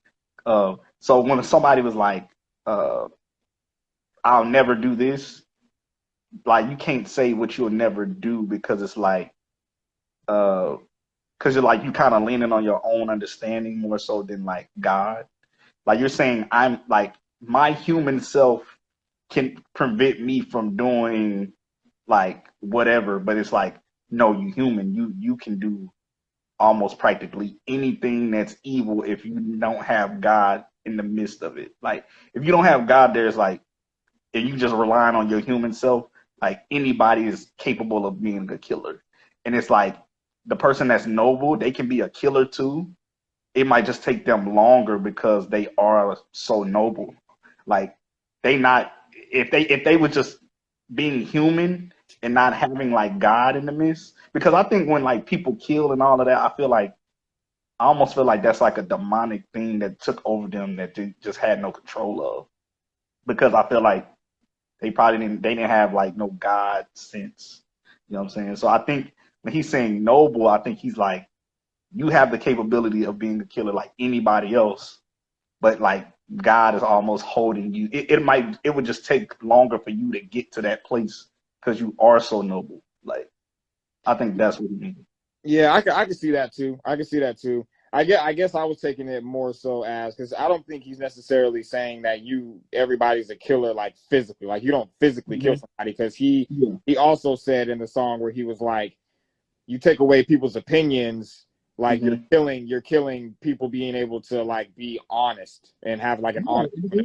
Not just physical killing. It could be like a killing their spirit, killing their mental, killing their. That he killed the girl's confidence. Yeah, you can kill it. Yeah, you can kill somebody's confidence. Yeah, not just literal killing. You can kill somebody's confidence. You can kill somebody's spirit. You can kill multiple things, not even just in a physical. But yeah, and that's the thing. He got so many layers. Like he be meaning like 10 things at one time. Yeah. Yeah, and I also think that he's talking about, killing the culture, like all the stuff that we do is like anti-culture and stuff like that. So he's so interesting, and the way he was rapping on Worldwide Steppers, it was. I was like, who is this? I was like, I don't know this Kendrick. And it's crazy because like I know you kept hearing like the tap dancing. So I heard that like the tap dances was like these two boys that he was working with, and they would like tap dance, and that's like the tap dancing you would hear on the song. Yeah, song. And I was just like, oh, this is really dope. So that's why I said he's a real deal artist, bro. He had two dudes literally tap dancing, and he added that into the album. Like that's art. That's art to me. Like that's why I said he's a full artist. Yeah, he definitely went somewhere else with this album, and the tap dancing thing, like him doing that, and then like after the album was done and it released, and him going over to Ghana and just being over there in Ghana and like doing stuff over there, getting closer to his like his home, is crazy to me. Mm-hmm. Like that he can just do that, you know. I heard there's a documentary post that he's supposedly working on. I cannot wait to see that. I can't wait to see that. I guess it's happening in Ghana, I guess. Yeah, I can't wait to see that. Yeah, so yeah, we just gotta wait and see. And then, you know that's where my dad from. So when I saw that, I was like, man, I gotta get to Ghana, bro. Like, Yeah. gotta get to Ghana. Yeah. But yeah, man, like, nah, this he's a real deal artist, bro. The fact he had people tap dancing and he added that to the record, like, bro, that's crazy. That's art to me. Like I said, he pieces stuff together to like he's piecing different things to like make it all come together. Like, Yeah. Yeah. Yeah. There's a lot. Like there was a lot going on this album. I'm gonna tell you right now. There's a lot going on. It's a lot that was said. It's a lot. It's a lot. It's a lot to unpack. And bringing back up the numbers, because I did see where a lot of people were talking about they thought he was gonna sell more, and I did too. Right? Because I was telling y'all in the group chat that I thought he was gonna sell a lot more. Not that I care about the numbers, but once I heard the album and listened to it and fully digested it, I was like, this is not going to sell as much, because I don't think people are going to, as much as I love this album, I don't think people are going to replay this, because this is not, I don't think we're in a time anymore where people necessarily care about the art side of it. They just want like, you know, I heard a lot of people saying that they only really wanted like good beats, and people don't really care about what's being said. They just want to hear. I don't want to hear. I don't want to hear what they're saying. I care about this for the. That's why I said if I was an MC, I'm rapping for the art of rapping. I'm not rapping Just to rap. If what I say ends up selling, then it just ended up selling. But like I think I'm gonna forever stay in the Saul Williams mindset. Like, I'm not gonna dumb down lyrics to fit. Bro, he said something that I registered with so deeply. He said like he even brought up Wu-Tang. He's like, people be thinking, you know, like people, they don't have degrees or whatever. He's like, and people from the streets, he's like Wu-Tang. He's like people from the streets got a lot to say. He's like he's like he's like I don't want to dumb down my music just to like for the sales. He's like, I want to make real art. He's like, and I'll sell popcorn. He's like, and I do whatever I got to do to get by. But like, until you find what the art really means and what it really is, then for me to like dumb it down just to like compromise. He's like, I'd rather it be real art and I be broke and make it until, because I understand people like, well, you know, they got to make a living, they got to eat. But honestly, if it's real art, and that's how Saul Williams said, he's like, but when you find it, when you get it, like you'll cherish it. Like whatever I said, like when you couldn't find what I was trying to say and you eventually find and you get it, like you'll cherish what it really is. He's like, I'll be broke. He's like, I'll sell popcorn. I'll do whatever I gotta do to get by. But if it's real art, like I ain't gonna compromise the art. And I think I'm gonna forever stay in that mindset. So like when people say like they gonna dumb down their lyrics, like if you are a rapper that just, you know, you rap like that, but like, cause I like everything. Like I like all, but what I really like is real deal artistry where you're not gonna dumb down your lyrics for the sales. Like you gonna make sure it's how it's supposed to sound. And whenever people get it, they'll get it.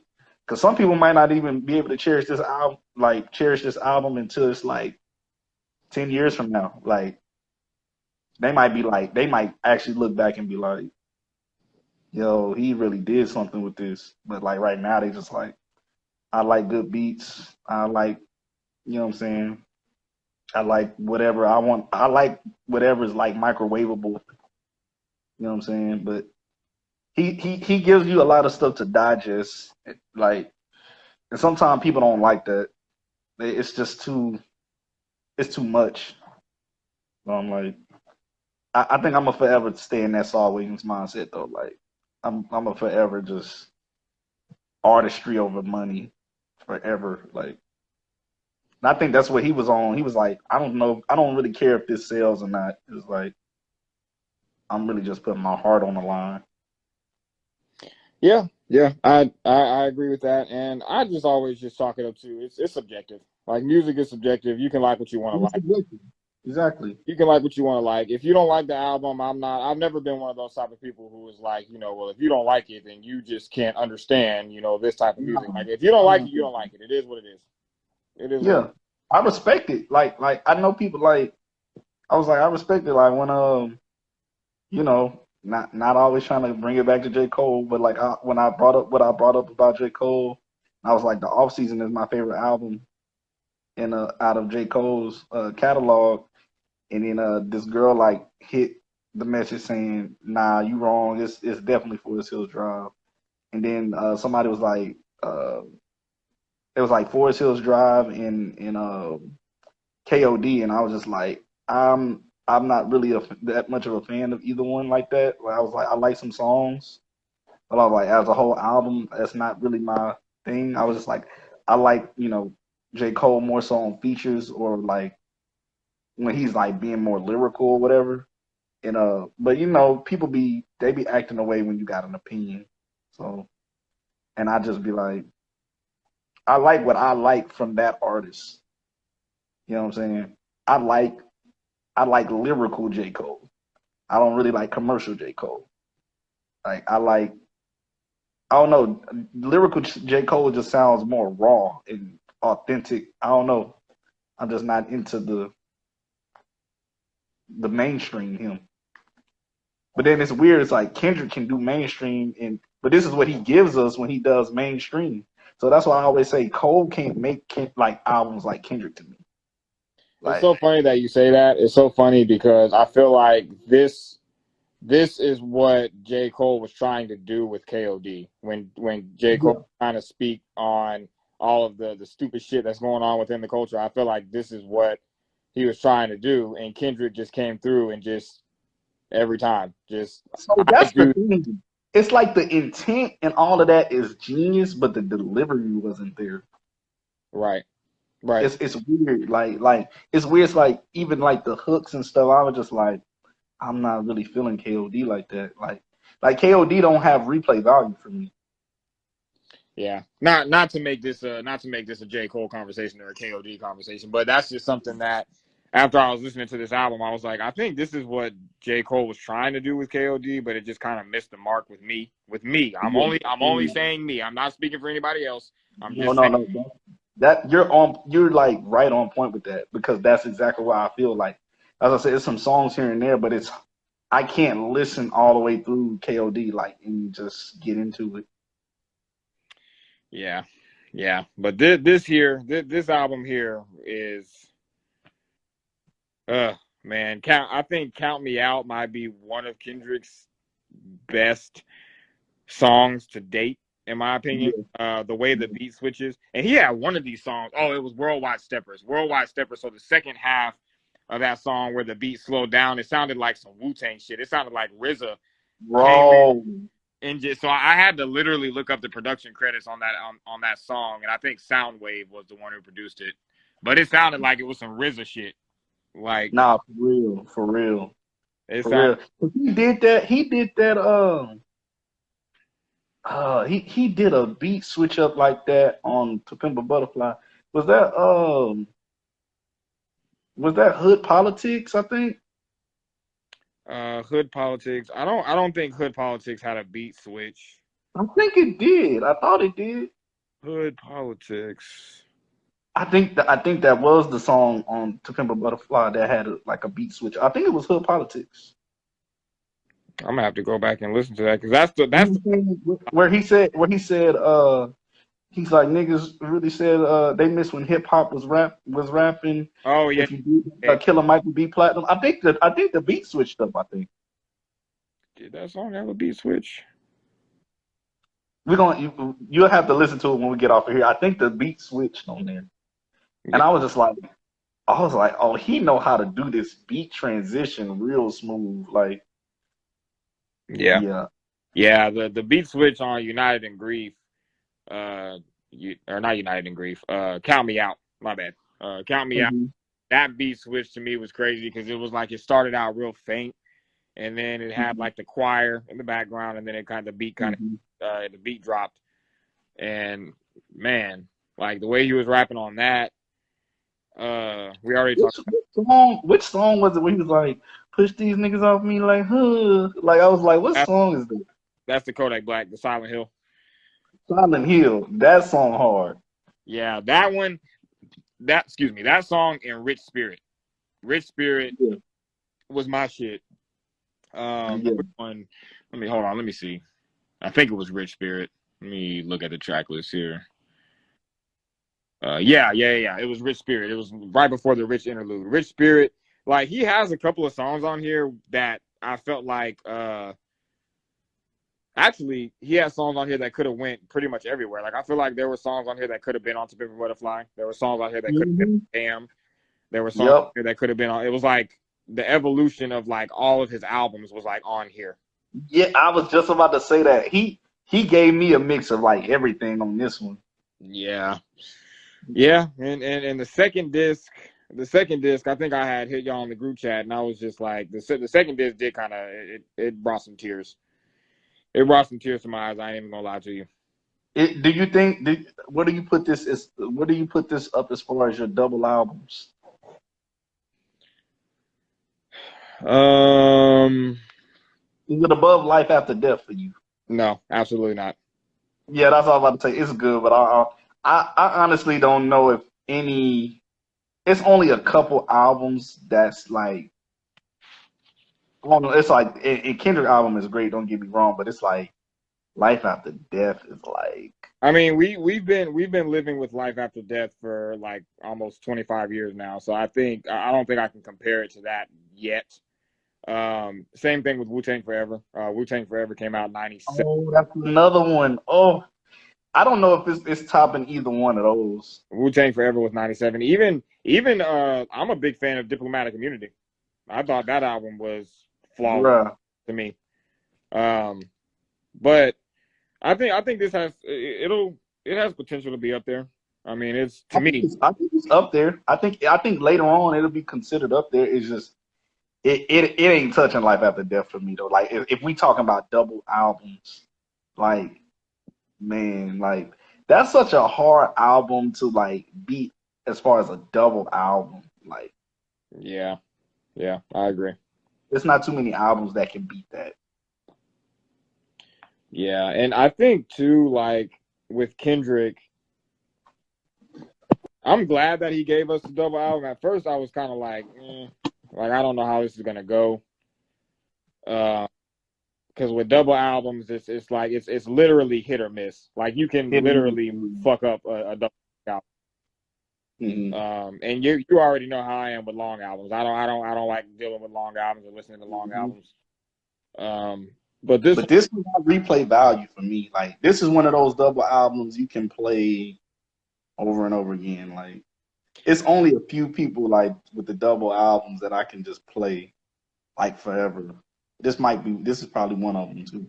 Yeah, this is gonna be one of those albums that I'm gonna look back on. Like whenever I talk about like the College Dropout, I talk about like Sky Zoo's Easy Truth album. Like this is gonna be one of those albums that I look back on, and it's gonna be like a moment, like in a period in my life where I felt like, I related, and it like shaped a lot of what was going on in my life at that time, and that's how I feel about this album. And I think I like this album so much because there's so much that I connect with on this album, like Auntie Diaries.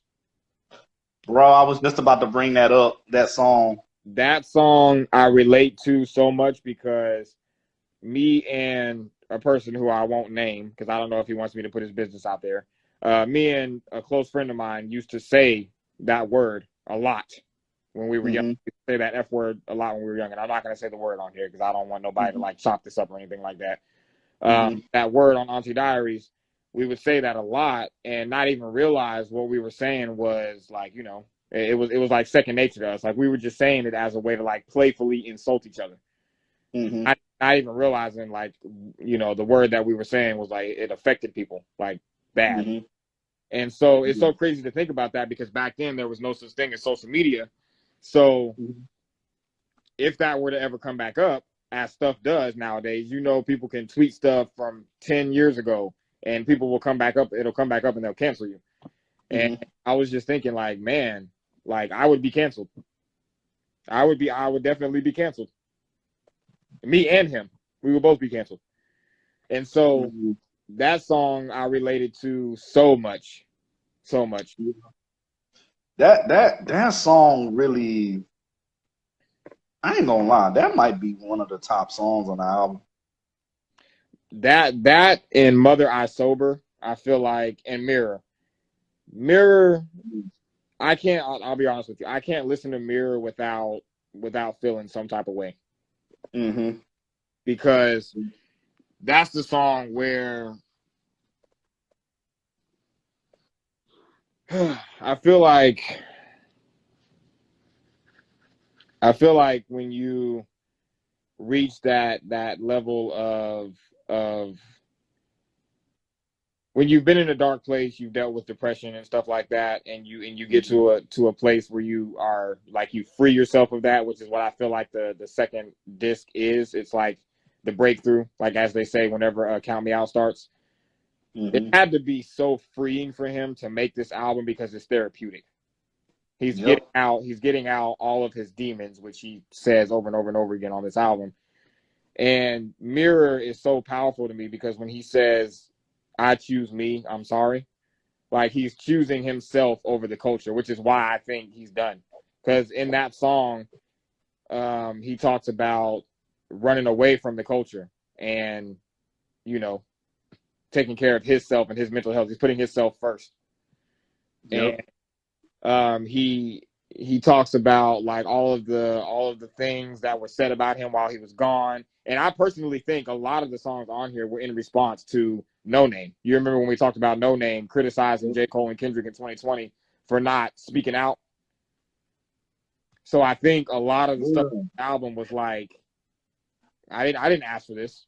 You know what I'm saying? Like, I didn't ask for this. And I'm tripping off of that, because that's the whole thing. That's what To Pimp a Butterfly was about. Yeah. He did a whole album about that. And, like, I'm just like, and that's the thing, like, people don't be realizing what people are doing.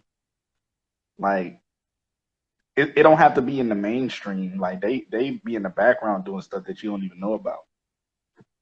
Yeah. So, yeah. And that's the thing. It's like, do you want them to publicly be doing it? Because I was like, Kendrick lives his life so, like, private anyway. Like, the stuff that he's doing is probably mostly in private. Yeah, because I mean, he does say on here that it's better when you keep your thoughts and your prayers off of social media.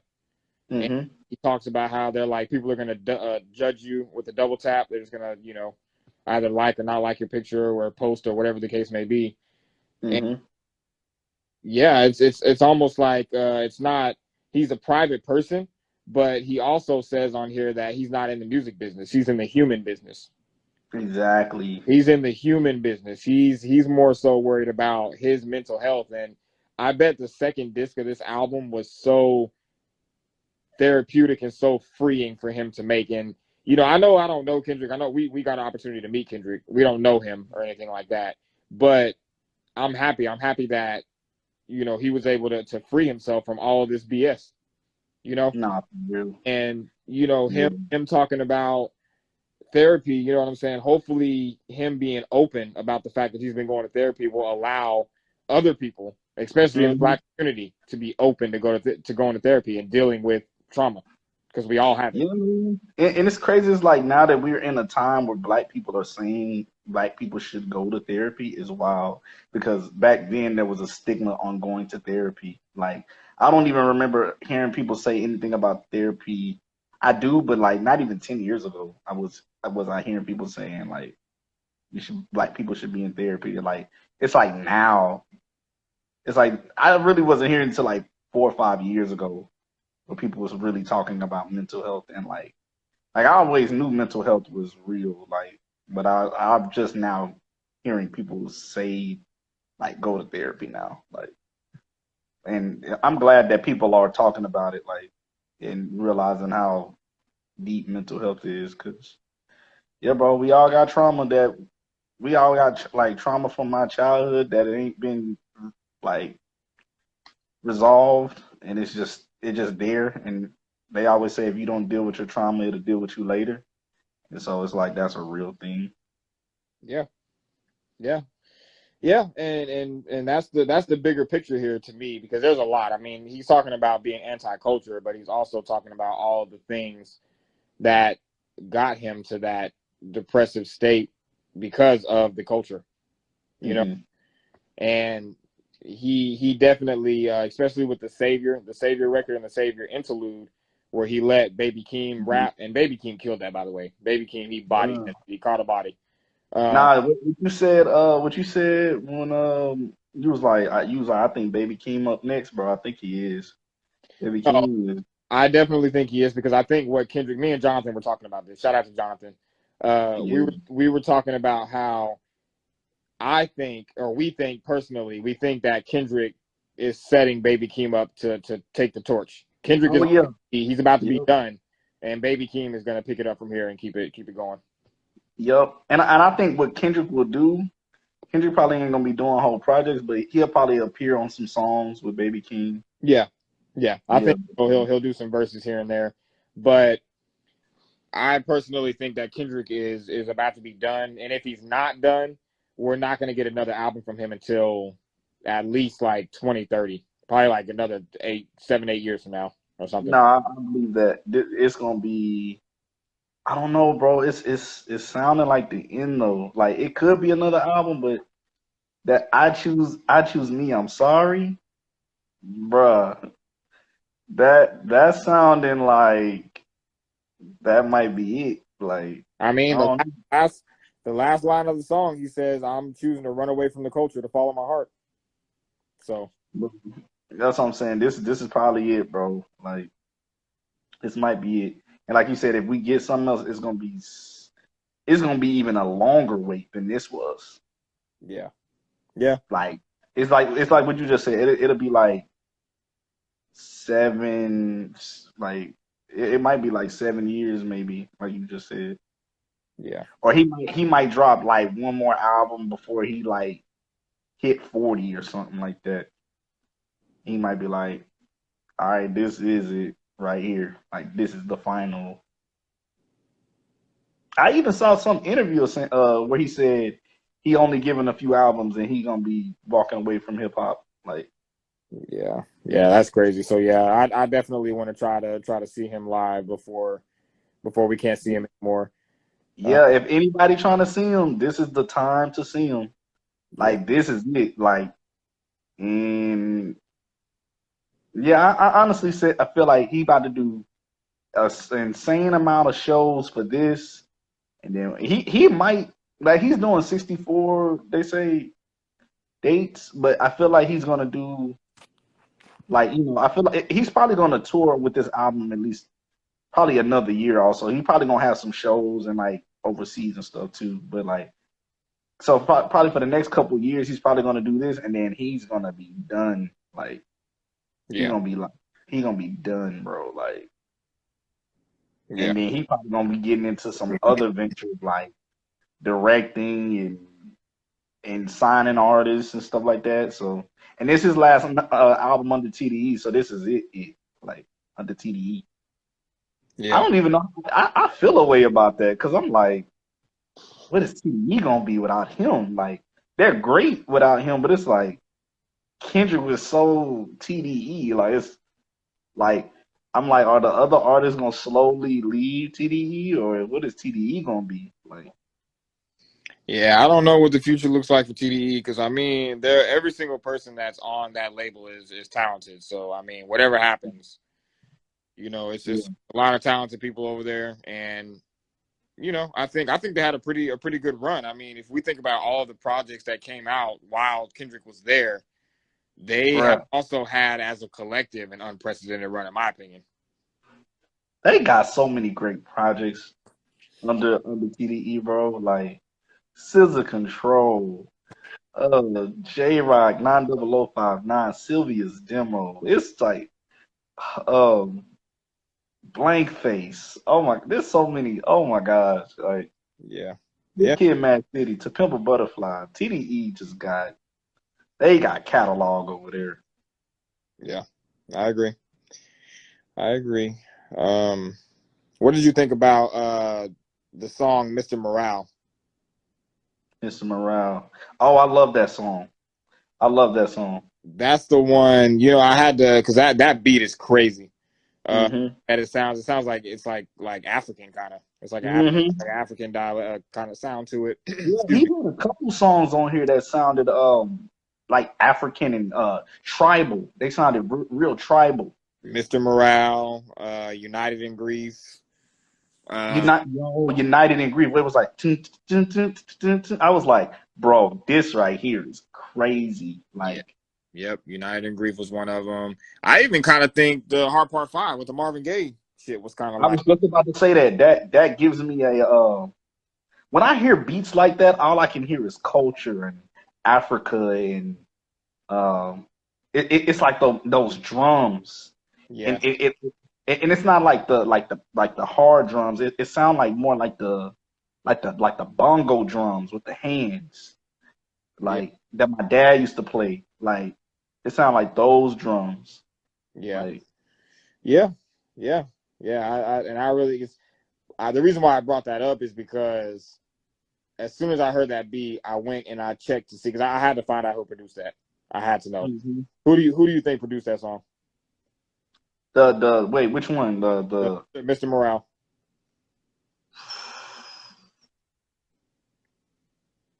what producer I think produced that? It was Pharrell. Pharrell produced that shit. Whoa, for real? Pharrell produced that. I had to go look it up, and I was like, oh, that makes sense. That But makes sense now. the way that he was able to, man, Pharrell is a madman. Pharrell is a madman. He's an alien, bro. Yes, he's an alien. He's definitely an alien. Yeah, Mr. Morale was one of my favorite songs on the album too. Like if I had to say my favorite songs, I'll probably say Mirror, Mr. Morale. Oh wait, hold up. We can't. We gotta do the hot take. We gotta do Bro, you know I've been waiting on this. Hot take, hot take, hot take. Father Time. First, let me just say Father Time it was an amazing song. Because I like how um there's nuance in everything. There's nuance literally in everything, and Kendrick is he's so creative. He's so creative with like his storytelling and the way that he raps. Mhm. Um, a lot of men, grown men, have father issues from not having a father. You know what I'm saying? Mhm. Like we all know people that don't have their dad or grew up without their dad or whatever the case may be. But in Father Time, he kind of shows the other side of that even having your dad in your life, you can still have trauma. Like that can still be detrimental to you. Like Oh yeah. how he was talking about, his dad saying, don't trust nobody but your mama and them, and fuck feelings, get money. Like as men, we're taught that at a young age, and it messes us up. It messes us up. It's so weird you saying that because I've heard people say, um, not people that I know, but I've watched like different people and they always say like some things like they always say sometimes it felt worse with their dad being there. And Yeah, I'd be like, whoa. yeah, because it depends on your situation. Yeah, Exactly. It's like it depends on the dad. It depends on like you just said, the situation. Like some people, like they dad was just somewhat able body, or just just kind of there, but he wasn't there. yeah, You know what I mean? Like he was there, but he wasn't there. Like emotionally, spiritually, like you know, to deal with they like emotions. And it's just like they didn't feel like their dad was there. So some people be feeling like it was worse that their dad was there. And then that's why I always say everything always happens for a reason, because like when people be like, they grew up without their dad, but it was like a reason that it happened. And it was like it was a reason that you probably got in a relationship like with your dad like later on in life because it might have been something God was keeping from like that's why I always say I thank God for the stuff I can see and not see and things that happened and didn't happen that I wanted to know why it happened. I'd just be like, thank you, God, just because it could have been something he was preventing. So Yeah. but but we always talk about how, in the household it don't be enough dads, but sometimes sometimes with certain dads being there, it is not a better situation. Actually, it can be in a way. Some people won't be wanting to keep families together, and the whole situation is toxic. Yeah. And it'd be like it would actually be better if y'all had two separate households and like just raise the child as best as y'all can together without y'all being in the same house. Which Yeah. it sounds weird because people like that sounds terrible, but it's like it could be a worse situation if they're in the same house together and then that affects the kid. Like I'll be like that's I'll be like thanking God even when I don't understand. Like and what you think about him talking about when he brought up seeing Drake and Kanye together? Yeah, that was a hot take.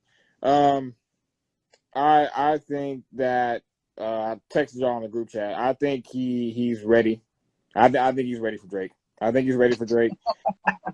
And but the only reason why I say that is because whenever the song came out, people were quoting that part of the song, but they weren't quoting what he said before that part.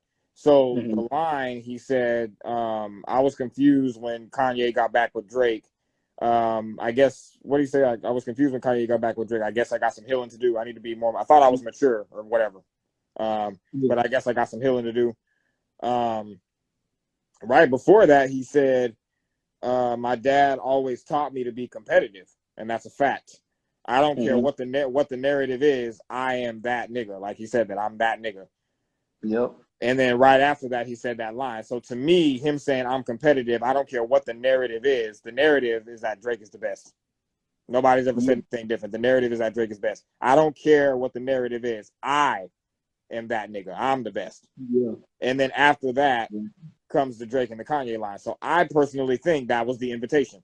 That was the invitation. Like, Drake, if you want to come. He wants all the smoke with Drake, bro. Yeah. If you want to come, we can do it. We can do it. And the hot take part of that is I personally think we saw how Pusha T baited Drake in, and it worked. It worked. So I think this is the same type of situation. And I think that Kendrick already has a response recorded and ready to go if Drake does respond. I think he does. What does that look like if they ever in each other's presence? If they're ever in each other's presence, like in the same room, or yes, I don't know. But I was watching this this interview the other day with Adam 22, and one of his co-hosts on there is I think he was a radio guy or something like that, like out in LA, like a while back. So he was around Kendrick at the beginning of his career. And he said that he was in a studio session with Kendrick like right before Good Kid, Mad City came out, I think. So this was like around Section 80 time. And he went to the studio, and Kendrick thought that he was somebody from a rival hood that had jumped him at some early point in his life. And so he said that Kendrick walked up to him and pressed him and was getting ready to like Kendrick ain't no bitch. Yo. Yeah. So he said that Kendrick confronted him and asked him, like, where are you from? Like, I don't believe that you're from where you say you're from. And then he said nothing ended up happening because he wasn't from the hood that Kendrick thought he was from. And everything ended up being cool. But he did say that Kendrick walked up to him and pressed him. So I don't know. I don't know how that would go. I don't know.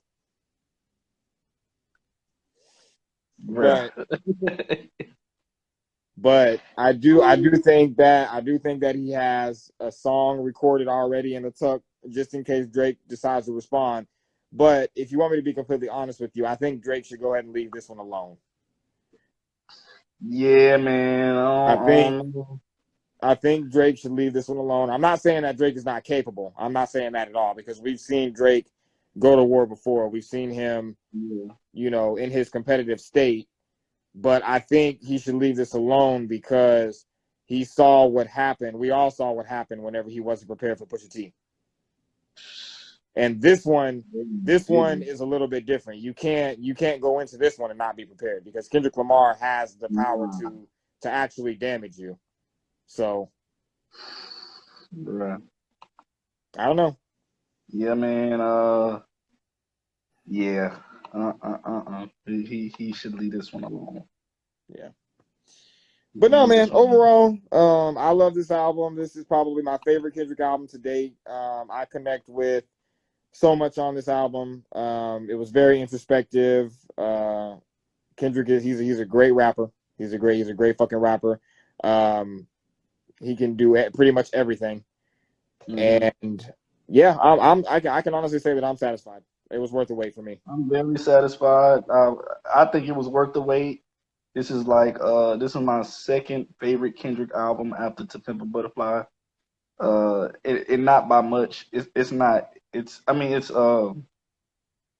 I mean, it's really close. I mean, like it's super close. Like if I gave To Pimp a Butterfly like a 9.5, like this would be like a 9.49 or something. Like it would be like it's super close. Like yeah, super close. But this is your favorite Kendrick album? Yeah, I'm gonna say this is my favorite Kendrick album, but it's because I feel like I have an actual connection with a lot of the stuff on this album, and I feel like a lot of the stuff that he's been going through, just as as far as his like depression and going to therapy and all that, I felt like this listening experience was me literally walking with him through his journey of finding a place of healing and, putting all his demons out there, wearing everything out on his sleeve, and just letting us know that us as celebrities, we're human just like you guys are. This was the most humanistic, and I don't even know if that's a word. It's probably not a word, but it's probably the most humanistic rap album that I've heard since DMX. Yeah. Since DMX. I'm confident in saying that. So yeah. Yeah. I think everybody should go check this album out. Go listen to Kendrick, man. If it's not your cup of tea, that's fine. It's not your cup of tea. Yeah. I love it. I love it from top to bottom. So do I, bro. I just thought about some other albums that came out, bro. I know Denzel Curry dropped the album. Vince Staples dropped the album. I gotta check that Vince Staples out, because the albums that I've been on lately, the Kendrick album, I probably played this album the most out of everything. Like this album has extremely high replay value. So this album, Pusha T, Ransom. I've been listening to Ransom like crazy. Benny, Billy Woods. Billy Woods dropped a really, really dope fucking album. Please, Billy Woods joint. Please go check out Billy Woods, man. Billy Woods is so dope. Conway, of course, Shay Nor, like those are all the albums that I've been on. I really got to get to that Vince Staples. But yeah, it's a lot of good music out. A lot of good music. Oh, I know that Dirk album hard. Oh yeah, Dirk and Future too. Dirk and Future. Oh, Future album, yeah. Future. What that I forgot about the Rise and Fall of Slaughterhouse joint drop. Yeah, I think I only listened to that like one time. I'm gonna have to go back and check that out again too. Yeah, same. That was like a one-time listen for me. Yeah. But yeah, man. So much good music. Y'all go listen to that Kendrick. You don't like it, you don't like it. If you do, kudos to you, because I love it. Yep. Yeah, y'all go check out the Kendrick. I know y'all are probably wondering where we're at with the podcast. We will be back soon with that. We're working through some things. We've had a lot that's happened within the last, year and a half. So we're trying to just get some things together. But the TNT podcast, we will be back soon. We're going to be back bigger, better, Everything's gonna be it's gonna be great, and we can't wait to get back. I'm excited, bro. This is gonna be fun. Like when we get the new setup and all of that together, I'm excited. Yeah. Yep, I'm ready. But yeah, man, that's pretty much all I got. Mr. Morale and the Big Steppers. Yeah, man. Same over here, bro. I'm glad we had this discussion. This is amazing. Yeah, this was good. I'm a, you know, I don't know how this Instagram shit works, so I'm gonna see if it saves. It did save the other one, so the first half of it did save. So Okay, yeah, it should save whenever we end it. So we should be good. Sorry, we don't know what we're doing, y'all. Nah, yeah, bro. Exactly, bro. I was like, dang, how do you save this? But I was like, I know we'll figure it out some way, somehow. So yeah. But shoot, the people that tuned in, we appreciate y'all. I know like a good 10, 12 people came through here. Like, Yeah, we appreciate the opportunity. And of course, for the people that didn't, y'all will be able to see this whenever we put it up. We do plan on uploading it to the actual podcast page. So y'all should be able to listen to it on like Apple and Spotify and all that. So we'll try to make sure we get that up there for y'all as soon as we can. Yes, sir. But yeah, I appreciate the discussion, my brother. You know, sir. It's always great whenever we talk about music. I hope that you have a blessed rest of the day. Hope you have a blessed day at work tomorrow. Hope everything else is going on good on your end. And yeah. Appreciate it, brother. Yeah, you same. Likewise, bro. Yeah, man. Likewise. All right. Well, yeah, I'm gonna go ahead and get ready to get me something to eat. You know, the stomach is rumbling. Same. The stomach is rumbling. But yeah, we'll check y'all out later. Yes, sir. Yeah. Peace. My boy. Deuces. Love. Love, bro.